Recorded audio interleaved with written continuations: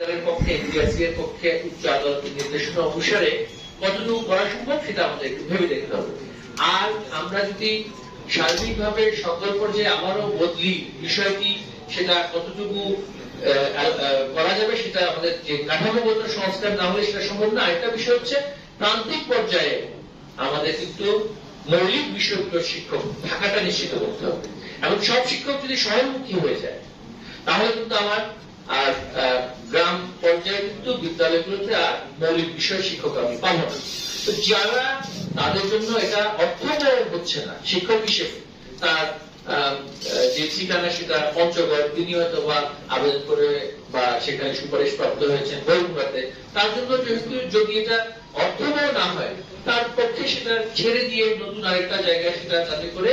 পুনরায় আসতে পারেন, সেক্ষেত্রে আমরা আমাদের পক্ষ থেকে কোনো বাধা নেই। কিন্তু যেহেতু একটা